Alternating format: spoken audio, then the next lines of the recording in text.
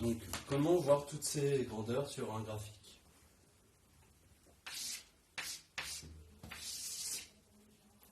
Donc, on va faire quelque chose qui est sinusoïdal comme ça.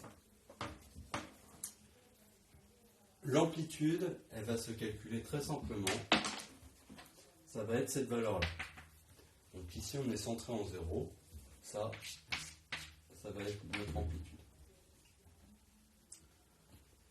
Ensuite, on a tout ce qui est lié à la fréquence, à la pulsation. La méthode est la suivante. Je mesure une période de temps. Donc ici, l'axe des abscisses, c'est le temps. Je mesure une période de temps et la fréquence, c'est l'inverse de cette valeur. Et comment on mesure la phase? Alors, ce qu'il nous faut, c'est mesurer l'écart, cet écart-là.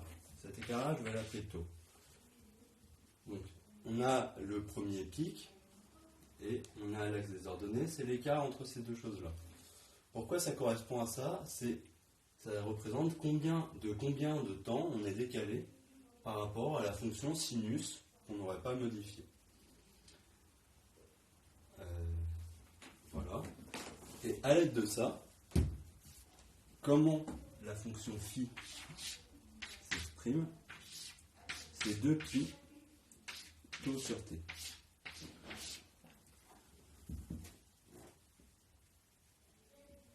Donc, si jamais on est décalé dans l'autre sens, que la bosse la plus proche, elle est de ce côté-là, taux évidemment devient négatif. Tout ça, on peut le représenter grâce au vecteur de Fresnel. Donc, qu'est-ce que c'est les vecteurs de Fresnel? C'est des vecteurs. Comment on les trace? On va faire un cercle de même rayon que l'amplitude. Donc là, je reporte cette valeur-là, là.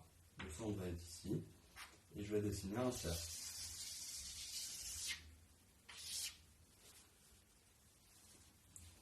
Et ensuite, ce qu'on va faire,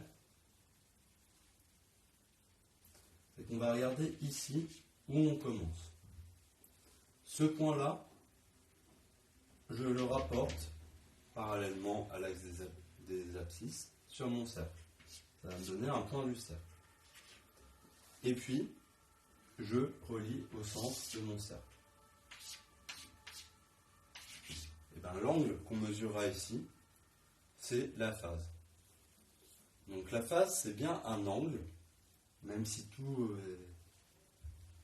Avant, on aurait dit que c'était un décalage, on aurait pu exprimer ça comme un temps, mais le fait de multiplier par 2π, etc., ça va nous rapprocher d'un angle.